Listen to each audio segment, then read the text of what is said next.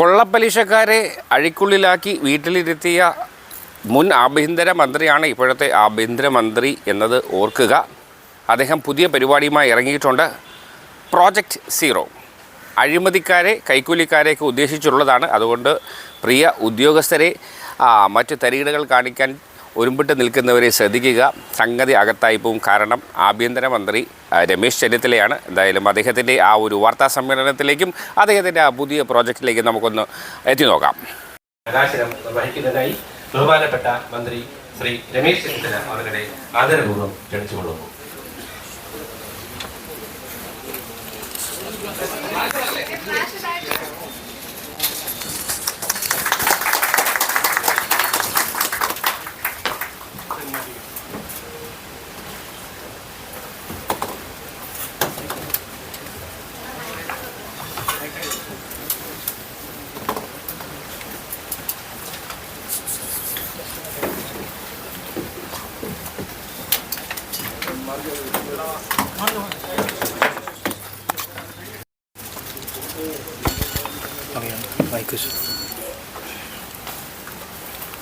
സൈബറിന് എല്ലാം നടക്കുന്നുണ്ടോ?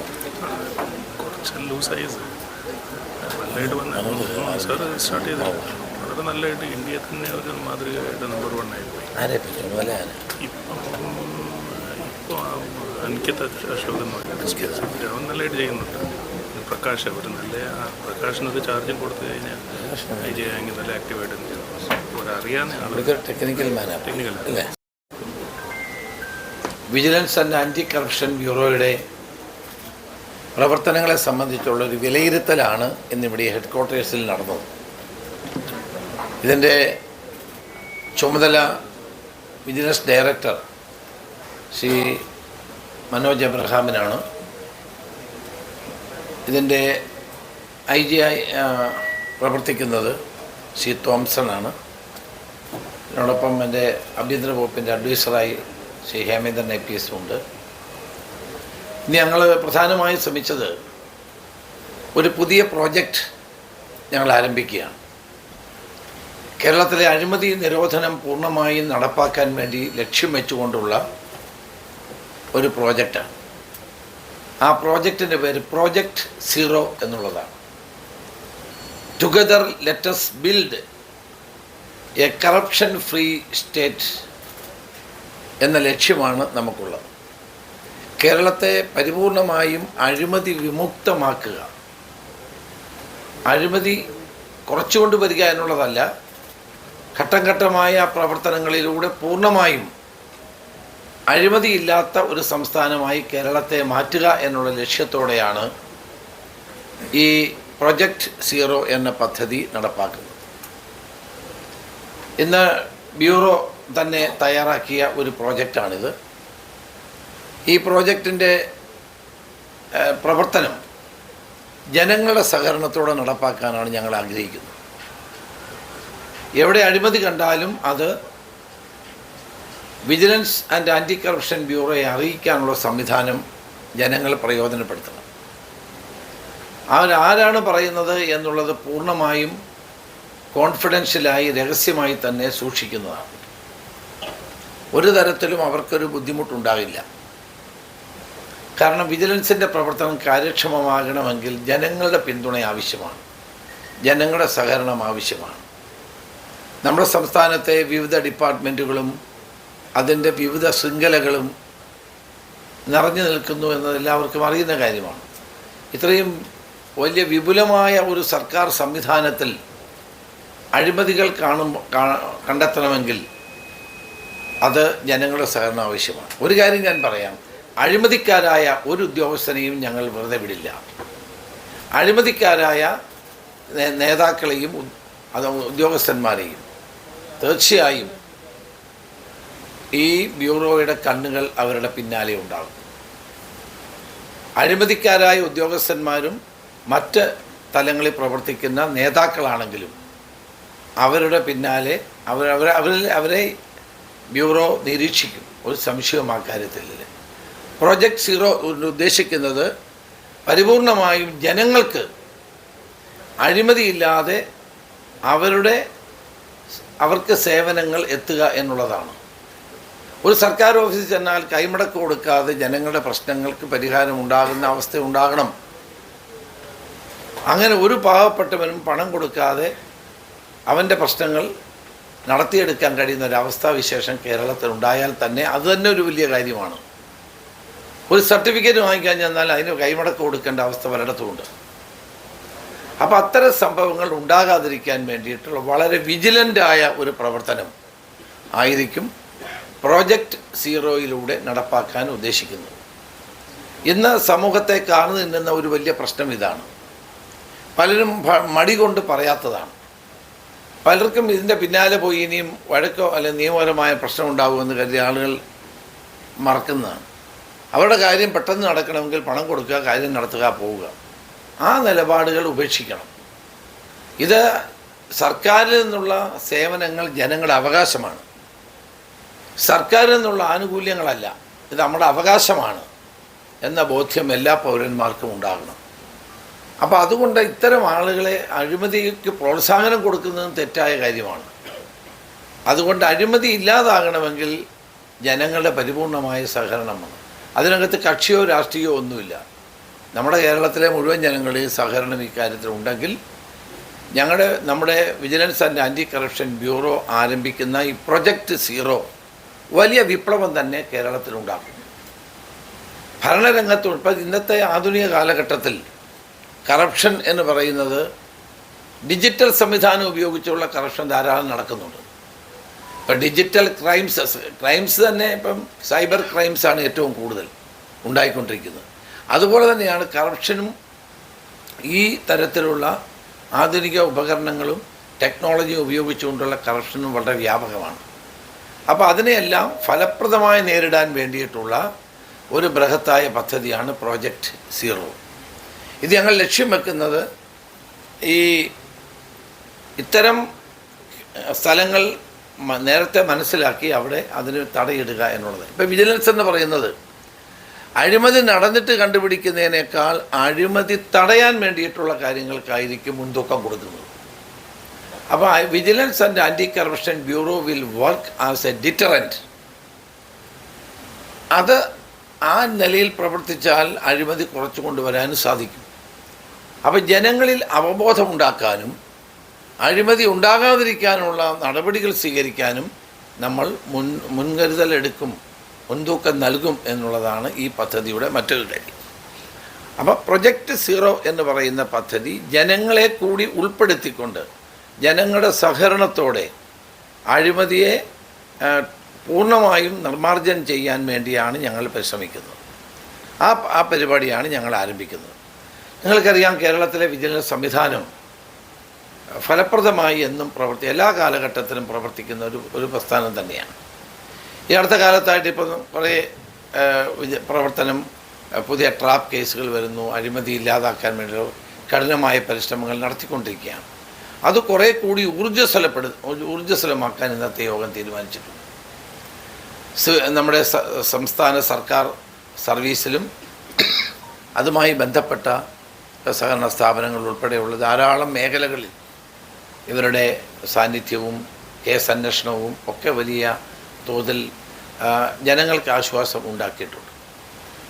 അതുപോലെ തന്നെ ഇന്ന് ഞങ്ങൾ ചർച്ച ചെയ്ത മറ്റൊരു വിഷയം ഇതിൻ്റെ ഈ anti corruption vigilance and anti corruption ബ്യൂറോയുടെ അവർ നേരിടുന്ന പ്രശ്നങ്ങൾ എന്തെല്ലാമാണ്, ഉദ്യോഗസ്ഥന്മാർ നേരിടുന്ന പ്രശ്നങ്ങൾ, അവരുടെ സൗകര്യങ്ങളുടെ വർധനവ്, ഇത്തരം കാര്യങ്ങളൊക്കെ ചർച്ച ചെയ്തു. അത് ബഡ്ജറ്റിൽ ഉൾപ്പെടുത്തേണ്ട ചില കാര്യങ്ങളുണ്ട്, അത് ഞങ്ങൾ ഉൾപ്പെടുത്തും. വിജിലൻസ് മാനുവൽ 1969 ഉണ്ടാക്കിയ മാനുവലാണ്. അടുത്ത എത്രയും പെട്ടെന്ന് ആ വിജിലൻസ് മാനുവലിൽ കാലോചിതമായ മാറ്റമുണ്ടാക്കും. വിജിലൻസ് മാനുവൽ പരിഷ്കരിക്കും. അതിനുള്ള ഡ്രാഫ്റ്റ് തയ്യാറായിട്ടുണ്ട്. അത് ഞാനിവിടെ പരിശോധിച്ച ശേഷം അതിന് അന്തിമമായ രൂപം വൈകാതെ നൽകുന്നതാണ്. ആ വിജിലൻസ് പ്രവർത്തിക്കേണ്ടത് വിജിലൻസ് മാനുവലിലൂടെയാണ്. ആ വിജിലൻസ് മാനുവൽ 69 ഉണ്ടാക്കിയ നിയമം ആയതുകൊണ്ട് പരിഷ്കരണം ആവശ്യമാണ്. ഇപ്പോൾ ടെക്നോളജിയുടെ കാലഘട്ടമായതുകൊണ്ട് ധാരാളം മാറ്റങ്ങൾ അനിവാര്യമാണ്. അപ്പോൾ അതെല്ലാം കൂടി കണക്കിലെടുത്തുകൊണ്ട് ഡ്രാഫ്റ്റ് വിജിലൻസ് ഡയറക്ടർ തന്നെ മറ്റുദ്യോഗസ്ഥന്മാരുമായി ചർച്ച ചെയ്ത് തയ്യാറാക്കിയിട്ടുണ്ട്. ആ ഡ്രാഫ്റ്റ് ആഭ്യന്തര വകുപ്പിന് അയച്ചിട്ടുണ്ട്. അത് ഞാൻ കൂടി പരിശോധിച്ച ശേഷം അതിന് അന്തിമമായ രൂപം നൽകുന്നതാണ്. ഇപ്പോൾ ഏറ്റവും വലിയൊരു പ്രശ്നം വിജിലൻസ് നേരിടുന്നത് PC ആക്റ്റിൽ വന്ന ഒരു അമെൻമെൻറ്റാണ്. പാർലമെൻറ്റ് പാസ്സാക്കിയ PC ആക്റ്റിലെ അമെൻമെൻറ്റ് 17ഉം 19ഉം പലപ്പോഴും അഴിമതികൾ കണ്ടെത്താനും അഴിമതികൾ പെട്ട ആളുകളെ ശിക്ഷിക്കാനുമുള്ള പ്രയാസം നമുക്ക് മാത്രമല്ല ഇന്ത്യയിലൊട്ടാകെ നേരിടുന്നുണ്ട്. ഞാനതിനായി സുപ്രീം കോടതിയിൽ പോയിട്ടുള്ള ഒരാളാണ്. അതിൽ പറയുന്നത് ആരുടെയും ഏതെങ്കിലും ഉദ്യോഗസ്ഥൻ്റെയോ മന്ത്രിയുടെയോ XMP, MP, MLA, XMLA, മുതിർന്ന ഉദ്യോഗസ്ഥൻ അവരുടെയൊക്കെ പേരിൽ വിജിലൻസിന് കേസെടുത്ത് അന്വേഷിക്കണമെങ്കിൽ അപ്പോയിൻറ്റിങ് അതോറിറ്റിയുടെ അനുവാദം വേണം. അതൊരു വലിയ ദുഷ്കരമായ കാര്യമാണ്. പലപ്പോഴും അത് കിട്ടാത്ത അവസ്ഥ ഉണ്ടാകുന്നുണ്ട്. അതാണ് ഇന്ത്യയിലെ അഴിമതി നിർമ്മാർജ്ജനം തടസ്സപ്പെടാനുള്ള ഒരു പ്രധാനപ്പെട്ട കാരണം അതാണ്. അത് മാറ്റാൻ വേണ്ടി ഞാൻ വ്യക്തിപരമായി നേരത്തെ സുപ്രീം കോടതിയെ സമീപിച്ചിട്ടുള്ള ഒരു കാര്യമാണ്. അപ്പോൾ ഏതായാലും ഇന്നത്തെ പരിസ്ഥിതിയിൽ കുറേ കൂടി വിജിലൻസിനെ ശക്തിപ്പെടുത്താൻ, വിജിലൻസ് സംവിധാനത്തെ ശക്തിപ്പെടുത്താനും അതോടൊപ്പം തന്നെ അഴിമതി കേസുകൾ വേഗത്തിൽ തീർക്കാൻ അങ്ങനൊരു വലിയ ഒരു പരാതി ജനങ്ങൾക്കുണ്ട്. അതിന് ഇപ്പം ഡിപ്പാർട്ട്മെൻറ്റ് കുറ്റമൊന്നുമല്ല. പല കേസുകളും അന്വേഷിച്ചവർ കൊടുത്താൽ തന്നെ നിയമപരമായ തടസ്സങ്ങൾ, കോടതിയുടെ ഇടപെടൽ, ആളുകൾ സുപ്രീം കോടതിയിൽ പോകുന്നത്, അങ്ങനെ നിരന്തരമായ പല കോടതികളെ സമീപിക്കുന്നതുകൊണ്ടൊക്കെ പല കാരണങ്ങൾ കൊണ്ടും ഡിലേ ഉണ്ടാകുന്നുണ്ട്. ആ ഡിലേ പരമാവധി ഒഴിവാക്കാനും ഫലപ്രദമാക്കാനും കേസുകളുടെ കൈകാര്യം ചെയ്യുന്ന നടപടികൾ ഫലപ്രദമാക്കാനും ടെക്നോളജി കൂടുതൽ ഉപയോഗിച്ചുകൊണ്ട് വേഗത്തിലാക്കാനുമുള്ള നടപടികൾ സ്വീകരിക്കാനും ഇന്നത്തെ യോഗം തീരുമാനിച്ചിട്ടുണ്ട്. പൊതുവെ സംസ്ഥാനത്ത് അഴിമതി നടത്തുന്നവരെ അവരുടെ ചെവിക്ക് പിടിക്കാൻ കഴിയത്തക്ക നിലയിൽ വിജിലൻസ് സംവിധാനത്തെ ശക്തിപ്പെടുത്താനുള്ള തീരുമാനമാണ് ഇന്ന് എടുത്തിട്ടുള്ളത്. അപ്പോൾ ഈ പ്രൊജക്റ്റ് സീറോയ്ക്ക് എല്ലാ മാധ്യമപ്രവർത്തകരുടെയും പൂർണ്ണമായ പിന്തുണ കൂടി ഞങ്ങൾ അഭ്യർത്ഥിക്കുകയാണ്. നിങ്ങൾക്കൊരു വിസിൽ ബ്ലോവറായി പ്രവർത്തിക്കാം. പണ്ടൊക്കെ കേരളത്തിലെ പത്രപ്രവർത്തകരാണ് ഈ അഴിമതികളൊക്കെ കണ്ടെത്തി പറയുന്നത്. അത് കുറഞ്ഞൊരു കാലഘട്ടമാണ്. അത് കുറഞ്ഞു വരുന്നുവെന്ന് എനിക്കൊരു സംശയം. അപ്പോൾ വിജിലൻസിനെ സഹായിക്കാൻ നിങ്ങളും മുന്നോട്ട് വരേണ്ട ഒരു കാലഘട്ടമാണെന്നാണ് എൻ്റെ ഒരു നിങ്ങളോടുള്ള അഭ്യർത്ഥന.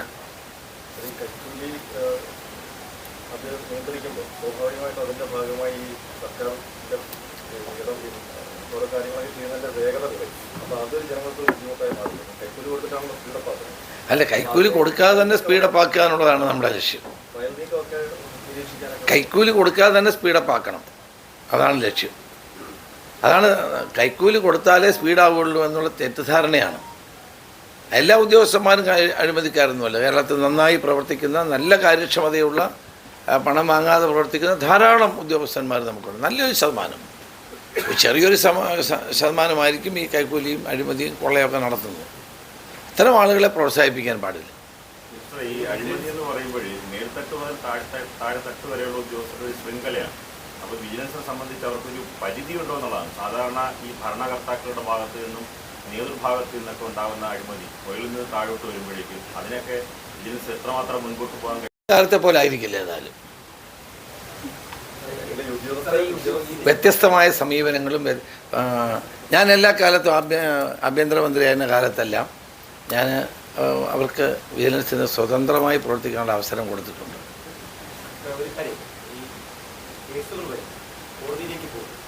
വർഷങ്ങൾക്ക് ശേഷമാണ് അതിന്റെ ട്രയൽ പൂർത്തിയാക്കുന്നത്. ഒരു ഉദ്യോഗസ്ഥർ ടോപ്പ് കേസിൽ പെട്ട് കഴിഞ്ഞാൽ 70 വയസ്സിലേക്കാണ് അയാളുടെ 80ാമത്തെ വയസ്സ്. 10 വർഷം കൂടിയോ, 10-9 വയസ്സാണ്. അതാണ് പ്രശ്നം. ഇവിടെ ഈ അഡ്വൈസേഴ്സും പ്രോസിക്യൂട്ടേഴ്സും രണ്ടായി തന്നിരിച്ചു ഇത്. പക്ഷേ വർഷങ്ങളായി ഈ പോസ്റ്റിംഗ് നടക്കാതെ താൽക്കാലിക പ്രോസിക്യൂട്ടേഴ്സാണ് വിജിലൻസ് കോടതിയിലുള്ളത്. അല്ല, അതിപ്പോൾ PSCക്ക് വിട്ടിരിക്കുകയാണ്. PSC വരുന്നവരേ ഉള്ളൂ. അതിനുള്ള നടപടിക്രമങ്ങളെല്ലാം പൂർത്തിയായിട്ടുണ്ട്. ഏതായാലും ഞങ്ങളുടെ ശ്രദ്ധയിൽ നിന്ന് വന്നൊരു കാര്യമാണത്. അതിന് ഡയറക്ടർ തന്നെ കുറച്ച് കാര്യങ്ങൾ ചെയ്യാൻ ഹോം ഡിപ്പാർട്ട്മെൻറ്റിനോട് ആവശ്യപ്പെട്ടിട്ടുണ്ട്. അത് നമ്മൾ വേഗതയിൽ ചെയ്യും. കേസ് ഇത് വളരെ പ്രധാനപ്പെട്ടൊരു പോയിൻ്റാണ് അരുൺ ചോദിച്ചത്. പല കേസുകളിലും ഈ പ്രോസിക്യൂഷൻ അനുമതി നൽകാതെ കിടപ്പുണ്ട്. പാലാരിവട്ട അഴിമതി കേസ് 5 വർഷം എയർപോർട്ട് കൊടുത്തത് പ്രോസിക്യൂഷൻ അനുമതി നൽകിയില്ല. അപ്പോൾ അതിൽ ആ പർട്ടിക്കുലർ കേസിൽ തന്നെ എന്തായിരിക്കും ഗവൺമെൻറ്? അല്ല, അതെന്നോട് ഇങ്ങനെ ചോദിച്ചാൽ എനിക്കറിയത്തില്ല. അത് പരിശോധിക്കേണ്ടത്. പാർലമെന്റ് പാസാക്കിയ ആക്ട് താങ്കൾ തന്നെ നിയമ നടപടി പരിശോധിച്ചിട്ടുള്ളൂ. പക്ഷേ സുപ്രീം കോടതി വരെ പോയിട്ടുണ്ട്, എന്നിട്ടും സാധിച്ചില്ല. അപ്പോൾ അതെങ്ങനെയാണ് മുന്നോട്ട് പോകുമ്പോൾ തടസ്സമാകുന്ന രീതിയിൽ? അല്ല, അതൊരു വലിയ പ്രശ്നം തന്നെയാണ്. നമുക്കല്ല ഇന്ത്യയിൽ ഒട്ടാകെയുള്ള എല്ലാ വിജിലൻസ് സംവിധാനങ്ങളും നേരിടുന്നൊരു പ്രശ്നമാണ്. പാർലമെൻറ്റ് ഡിബേറ്റ് പോലും നടന്നില്ല, ബഹളത്തിനിടയിൽ പാസ്സാക്കിയതാണ്, ആരും അറിഞ്ഞു പോലുമില്ല. വിജിലൻസിന്റെ മിന്നൽ പരിശോധനകൾ മനോജ് സാറിന്റെ ചുമതലയേറ്റ ശേഷം തുടർച്ചയായി നടക്കുന്നുണ്ട്. ഈ മണ്ണ് മാഫിയക്കെതിരെ, ഒപ്പം തന്നെ വില്ലേജ് ഓഫീസുകളിൽ, സബ് രജിസ്റ്റർ ഓഫീസർ, അത്തരം മിന്നൽ പരിശോധനയിൽ തുടരുമെന്ന്. തീർച്ചയായിട്ടും അതിനൊക്കെ അവർക്ക് അധികാരമുണ്ടല്ലോ, അവർക്ക് അവകാശമുണ്ട്, അവരതൊക്കെ ചെയ്യുന്നുണ്ട്.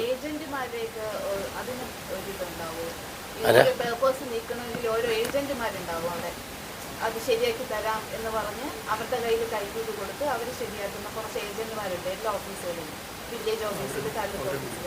അവരും തീർച്ചയായിട്ടും അവരെ നമ്മൾ പിടിക്കും. ഒരു കാര്യം ഞാൻ പറയാം, ജനങ്ങൾക്ക് പണം കൊടുക്കാതെ സർക്കാർ സേവനം കിട്ടുന്ന അങ്ങനെ കിട്ടുള്ളൂ എന്നൊരു ധാരണയുണ്ടെങ്കിൽ അത് മാറ്റും, ഒരു സംശയവും വേണ്ട. സാധാരണ ജനങ്ങൾക്കും പാവപ്പെട്ട ആളുകൾക്കും നീതി നിഷേധിക്കപ്പെടുന്നത് പണം കൊടുക്കാത്തത് കൊണ്ടാണ് എന്നുള്ള ഒരു വസ്തുതയാണ്. അത് ഇല്ലാതാക്കാൻ വേണ്ടിയിട്ടുള്ള ശക്തമായ നടപടി ഉണ്ടാകും. അതുപോലെ തന്നെ ഓരോ ഡിപ്പാർട്ട്മെൻറ്റുകളെയും ഇൻറ്റേർണൽ വിജിലൻസിനെ കൂടി ശക്തിപ്പെടുത്താൻ നമ്മൾ ഇപ്പം തീരുമാനിച്ചു. അവരോട് ആവശ്യപ്പെടാൻ വിവിധ ഡിപ്പാർട്ട്മെൻറ്റുകൾക്ക് തന്നെ വിജിലൻസ് ഉണ്ട്, അവരോട് കാര്യമായി പ്രവർത്തിക്കണം. അപ്പം അവർക്കൊരു ട്രെയിനിങ് പ്രോഗ്രാം നടത്താൻ ഇപ്പം ഇന്ന് തീരുമാനിച്ചിട്ടുണ്ട്. ഡയറക്ടർ തന്നെ അവരെ ഇൻവൈറ്റ് ചെയ്ത് അവർക്ക് എങ്ങനെയാണ് ഇത്തരം കാര്യങ്ങൾ നടപടികൾ സ്വീകരിക്കേണ്ടതെന്നതിനെ സംബന്ധിച്ച് ഒരു ട്രെയിനിങ് ക്യാമ്പ് കൂടെ നടത്തുന്നുണ്ട്.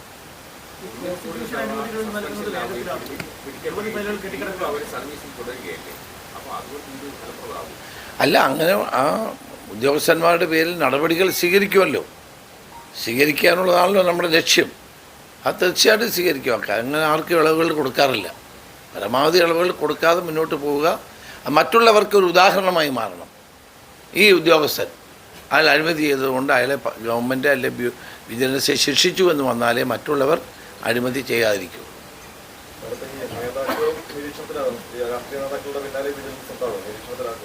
അങ്ങനെയില്ല, അങ്ങനെ ആരുടെ പിന്നാലെ പോകുന്നില്ല.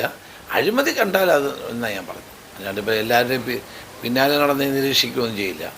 അഴിമതി ഉണ്ടോ എന്ന് പരിശോധിച്ച് അതിന് നടപടിയെടുക്കുക.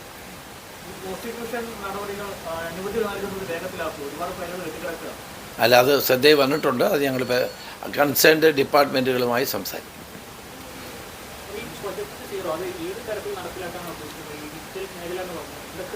അല്ല, ഡിജിറ്റൽ മേഖല കൂടി ഉപയോഗിച്ചുകൊണ്ടുള്ള അന്വേഷണ രീതികൾ മാറ്റുമെന്നാണ് പറഞ്ഞത്. അപ്പം നമ്മുടെ ലക്ഷ്യമെന്ന് പറഞ്ഞാൽ together we build A corruption free Kerala എന്ന നിലയിലേക്ക് നമ്മൾ മാറണം.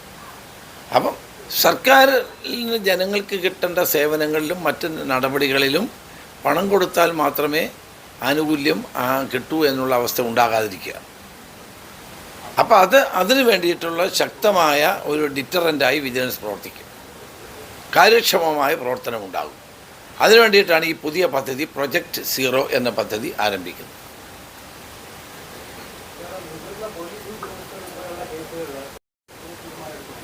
അല്ല, ഞങ്ങളിന്ന് പ്രോസിക്യൂഷൻ സാങ്ഷന് വേണ്ടി ഡിപ്പാർട്ട്മെൻറ്റുകളിൽ കിടക്കുന്ന കേസുകളെ സംബന്ധിച്ച് ഡിപ്പാർട്ട്മെൻറ്റ് ഹെഡുകളുമായിട്ടെല്ലാം സംസാരിക്കാനാണ് ഇന്നൊരു അഭിപ്രായം വന്നത്.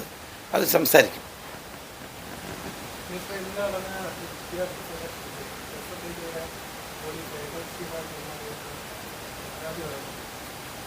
അങ്ങനെ പോലീസ് ഏകപക്ഷീയം വേണ്ട. എങ്ങനെ വരും? രണ്ടുപേരും ജാഥ നടത്തി ഒരു കല്യാണം ഉണ്ടായ പിന്നെ പോലീസ് എന്ത് ചെയ്യും? പോലീസ് നിഷ്പക്ഷമായിട്ടേ പെരുമാറുകയുള്ളൂ. പോലീസ് അങ്ങനെ ഏകപക്ഷീയമായിട്ടൊന്നും പെരുമാറില്ല. നമ്മൾ വിചാരിക്കണം വിദ്യാർത്ഥി സംഘടനാ പ്രവർത്തനത്തിൽ എല്ലാവരും അത് SFI ആണെങ്കിലും KSU ആണെങ്കിലും എല്ലാവരും സംയമനം പാലിക്കണം. ആ ഏറ്റവും പ്രധാനപ്പെട്ട റോഡാണ്. രാത്രി മുഴുവൻ അത് സംഘർഷം കാരണം ആളുകൾക്ക് പോകാൻ പറ്റില്ല. എത്ര പേര് എന്നെ ഫോണിൽ വിളിച്ചു, സാർ ഇതുവഴി യാത്ര ചെയ്യാൻ പറ്റുന്നില്ല. അപ്പം അതുകൂടെയൊക്കെ എല്ലാവരും ശ്രദ്ധിക്കണം.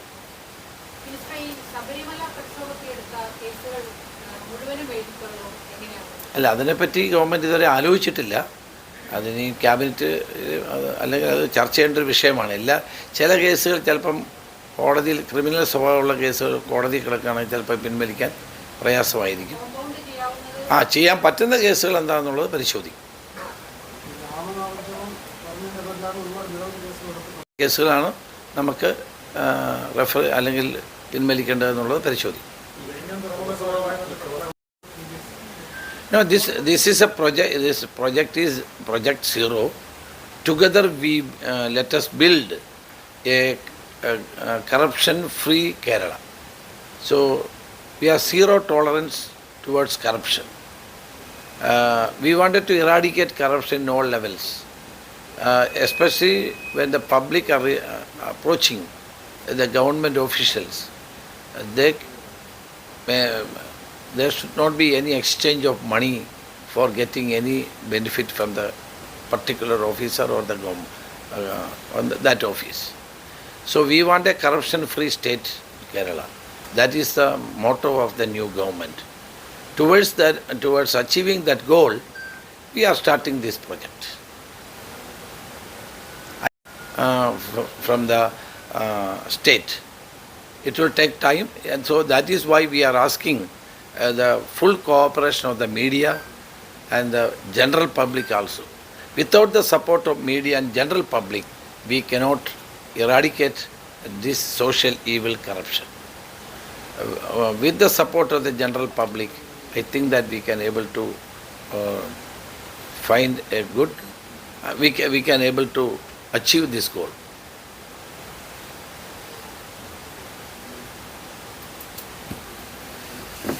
Thank you very much. അപ്പോൾ ബിവെയർ ഓഫ് പുതിയ ആഭ്യന്തരമന്ത്രി, സൂക്ഷിക്കുക. കൈക്കൂലി കൊടുക്കുന്നതും വാങ്ങുന്നതും തെറ്റാണ്, മറക്കണ്ട.